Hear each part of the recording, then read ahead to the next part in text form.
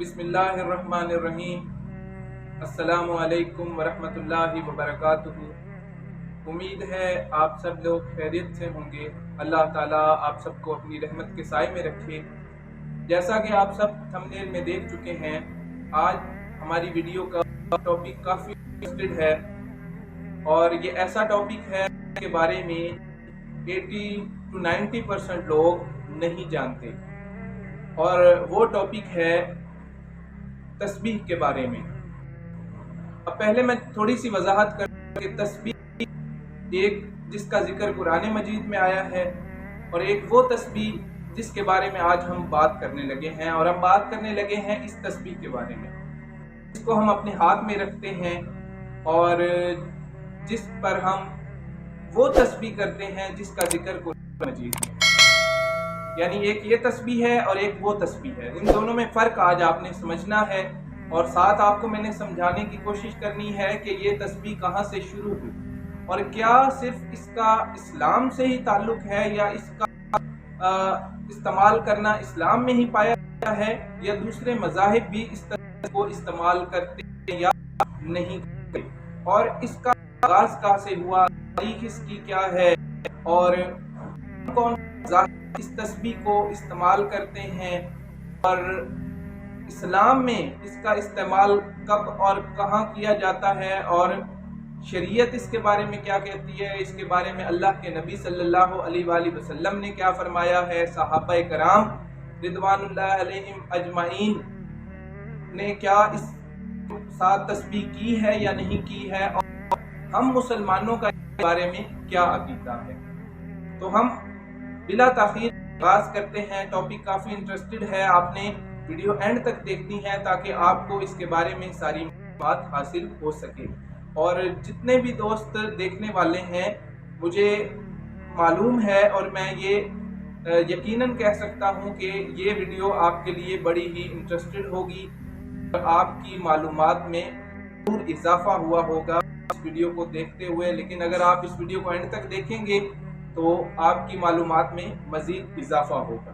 तमाम इबादात और तस्बीहात के लिए जो चीज़ इस्तेमाल की जाती है वो है ये तस्बीह। सबसे पहले हम देखते हैं कि तारीख में यानी हिस्ट्री में इसके बारे में क्या हमें चीज़ें मिलती हैं, क्या मालूमात मिलती हैं। तारीख में देखें तो ये कदीम तरीन जो मज़हब था जिसको हिंदू मत कहा जाता है, उसमें इसका आगाज़ हुआ। जो हमें हिस्ट्री बताती है, तारीख बताती है, तो जो कदीम तरीन मज़हब था, जो कबल मसीह और हज़रत मूसा अलैहिस्सलाम की आमद से भी पहले का मज़हब था जिसको हिंदू मत कहते हैं, और उसी में से दूसरा मज़हब भी आया था जिसको बुद्ध मत कहते हैं। तो इन दोनों मज़हब में ये जो तस्बीह है ये मुख्तलिफ सूरतों में मौजूद थी और वहाँ से ही इसका आगाज़ हुआ था। सिर्फ इस्लाम में इसको इस्तेमाल किया जाना या सिर्फ इस्लाम के साथ इसका ताल्लुक नहीं है। अब आपको मैं ये भी साथ बात समझा दूं कि इस तस्बीह की तारीफ, इस तस्बीह को तस्बीह क्यों कहा जाता है, बड़ी बात है, आपने तवज्जो समझनी है, आपने कोशिश करनी है कि ये बात याद रखें और दूसरों तक भी पहुंचाएं। और हाँ, आपके लिए एक बड़ा ही खूबसूरत एक सवाल होगा कि आप दूसरों से भी पूछें कि बताओ तस्बीह किसे कहते हैं। तो आपने ये बात दूसरों तक पहुंचानी भी है और दूसरों से पूछनी भी है। तो मैं आप तक पहुंचाता हूं कि इसको तस्बीह क्यों कहा जाता है। तो तस्बीह को अरबी में मस्बह या सुबह कहते हैं, मस्बा या सुबह कहते हैं। और तस्बीह उन दानों को कहा जाता है जो एक धागे में पिरोए जाते हैं, यानी जो धागा ये आप देख रहे हैं, ये इस तरह ये जो हैं सारे ये एक धागे में पिरोए गए हैं, तो इस वजह से इसको तस्बीह, मस्बा या सुबह कहा जाता है, क्योंकि इन सारे दानों को एक धागे में इकट्ठा किया गया है।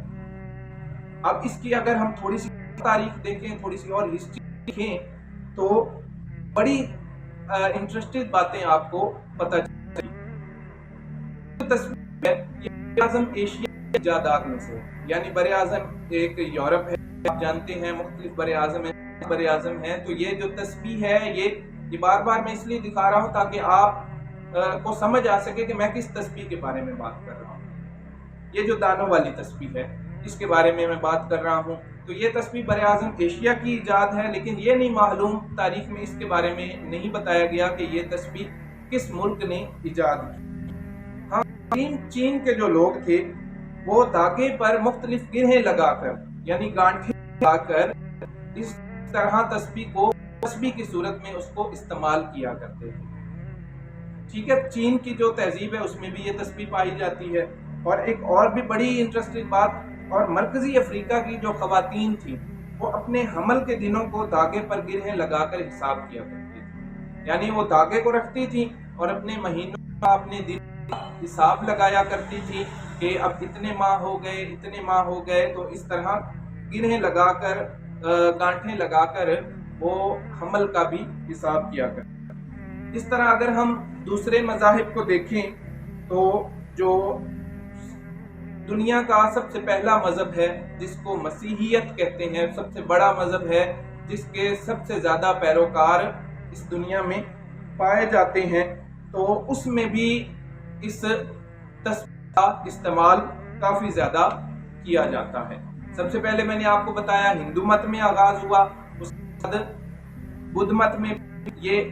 اب ہاں، ایک اور انٹرسٹڈ بات کہ آپ دیکھیں گے کہ جو بدھ کی جو مورتی سی بنی ہوئی ہے اس میں بھی اس نے تسبیح پکڑی ہوئی ہے۔ اس کے بعد جو بدھ مت کے ماننے والے ہیں یا بدھ مت پر عمل کرنے والے ہیں یا اس کے پیروکار ہیں، انہوں نے یا تو گلے میں ڈالی ہوگی یا پھر اپنے ہاتھ میں پکڑی ہوگی۔ تو اس کا مطلب کیا ہوا کہ صرف اسلام میں نہیں ہے بلکہ تمام مذاہب میں اس تسبیح کا استعمال اب بھی کیا جاتا ہے اور بہت پہلے بھی کیا جاتا تھا۔ ہاں، ہم بات کر رہے تھے عیسائیت کی، تو ابتدائی دور میں عیسائیوں کے درمیان تعارف کے لیے صلیب کے بجائے روزری کا استعمال کیا جاتا تھا، اور وہ روزری کس طرح کی تھی؟ یہ تسبیح کی صورت میں تھی۔ یعنی جب سے عیسائیت کا مذہب شروع ہوا تب سے بھی یہ تسبیح ان میں پائی جاتی ہے۔ آپ اپنی اسکرین پر بھی دیکھ رہے ہیں کہ عیسائی کس طرح کی تسبیح استعمال کرتے ہیں۔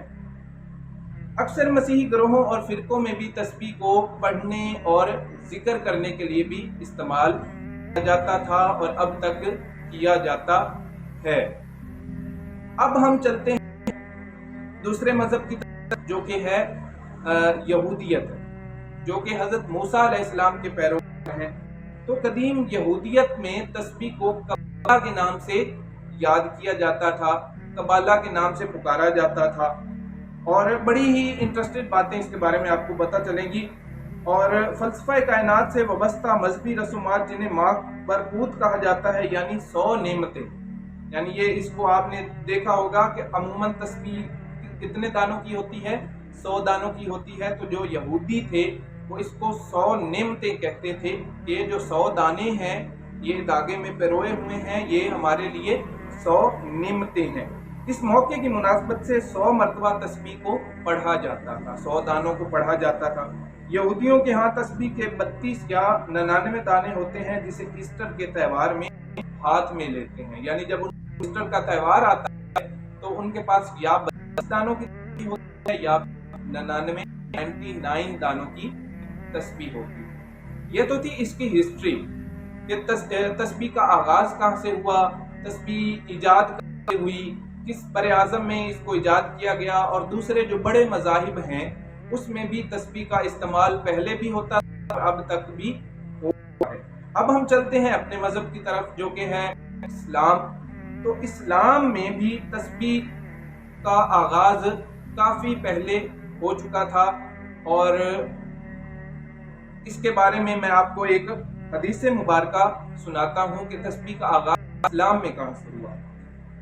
آپ نے سنا ہوگا نبی کریم صلی اللہ علیہ وآلہ وسلم نے اپنی مختلف احادیث میں اعداد کو شمار کیا ہے، اعداد کے مطابق بیان فرمایا ہے۔ جیسے کہ ایک حدیث مبارکہ ہے، اللہ کے نبی نے فرمایا کہ جو شخص 100 مرتبہ صبح اور 100 مرتبہ شام کو درود پاک پڑھے گا اللہ تعالیٰ اس کو جنت میں داخل فرمائے گا۔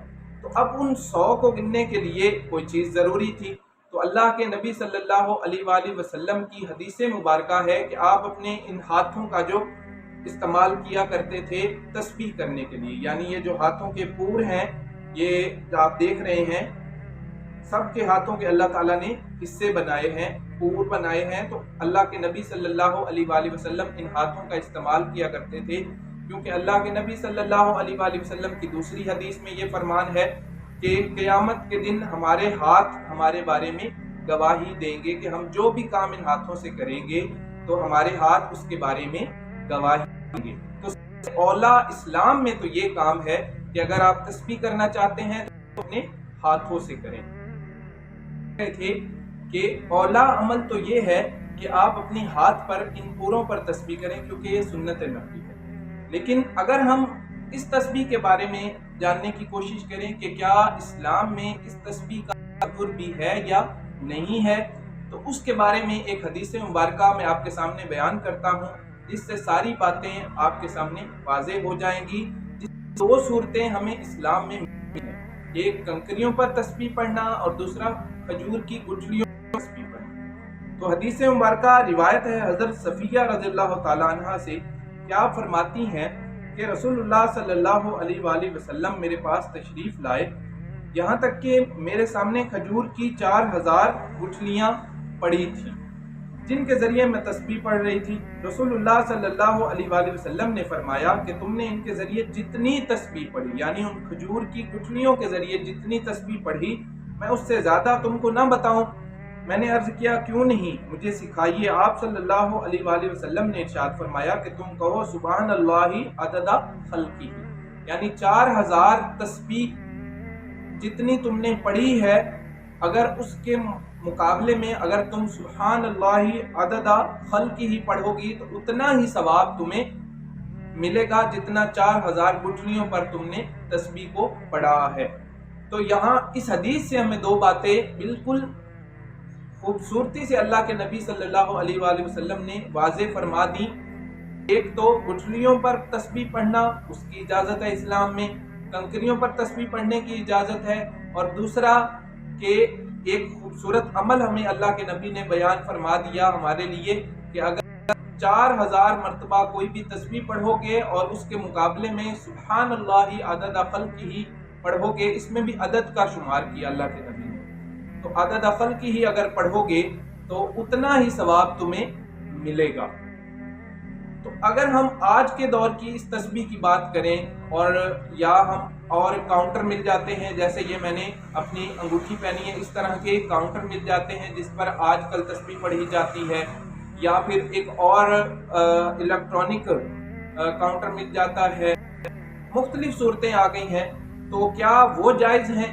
تو اس کا ایک عام اور سادہ سا جواب یہ ہے کہ جس طرح معاشرے نے ترقی کی ہے تو کنکریوں سے اس تسبیح میں وہ ساری چیزیں کنورٹ ہوئی ہیں، یا پہلے مسجد کے مینار نہیں ہوتے تھے اب مینار ہیں، پہلے مسجد میں ساؤنڈ نہیں ہوتا تھا اب ساؤنڈ موجود ہے، تو جیسے وہ ساری چیزیں اسلام میں جائز ہیں، اسی طرح اس حدیث سے ہمیں یہ بھی بات ملتی ہے کہ جیسے کنکریوں اور گٹھلیوں پر تسبیح پڑھنا جائز تھا، اللہ کے نبی صلی اللہ علیہ وآلہ وسلم نے اس کی اجازت فرمائی، اسی طرح تسبیح پر بھی ہم ذکر کر سکتے ہیں، تسبیح کو ہم عبادات میں شامل کرتے ہیں۔ اس کے بعد جو صورت ہمیں ملتی ہے وہ الیکٹرانک تسبیح کی یا دوسری کاؤنٹر تسبیح کی ملتی ہے، تو وہ بھی اسلام میں جائز ہے۔ اب ہم بات کرتے ہیں بڑی ہی انٹرسٹنگ ہے، جو آپ میں نے اینڈ کی وہ بات ہے کہ اگر ہم دیکھیں تسبیح میں تو سب سے پہلے ہمیں یہ چیز ملتی ہے کہ یہ اس کا سب سے یہ سرا ہوتا ہے، اس کے بعد 33 دانے، اس کے بعد پھر یہ یہاں پر ایک وقت ہوتا ہے یا ایک حصہ الگ ہوتا ہے، پھر یہ 33 دانے، پھر یہ الگ ہو جاتا ہے، پھر یہ 33 دانے یا 34 دانے، پھر یہ الگ ہو جاتا ہے۔ تو یہ اس کا کیا اس کی کیا وجہ ہے یا ایسا کیوں کیا گیا ہے؟ تو آج آپ بھی بات معلوم ہوگی گی کہ ایسا کیا جاتا ہے۔ اکثر تسبیح کے 100 دانے ہوتے ہیں اور مسلمان اور باقی جو مذاہب میں بھی 100 دانوں والی تسبیح کو ہی استعمال کیا جاتا ہے۔ اچھا، بعض تسبیحات 33 دانوں کی ہوتی ہیں، بعض تسبیحات 34 دانوں کی ہوتی ہیں، اور بعض تسبیحات 100 دانوں کی ہوتی ہیں، اور کچھ 1000 دانوں کی بھی ہوتی ہیں۔ اچھا، اب 100 دانوں والی تسبیح کا میں نے آپ کو بتا دیا کہ وہ یہودی اور باقی مذاہب تو اس لیے کرتے تھے کہ وہ 100 نعمتیں گنتے تھے۔ اب ہم کیوں استعمال کرتے ہیں 100 دانے والی تسبیح؟ اللہ کے ناموں سے موسوم کرتے ہیں کہ اللہ کے 100 نام ہیں، تو اس وجہ سے ہم 100 دانوں والی تسبیح استعمال کرتے ہیں۔ تو پہلی بات آپ کو یہ معلوم ہوگی کہ 100 دانوں والی تسبیح کا کس کے ساتھ تعلق ہے۔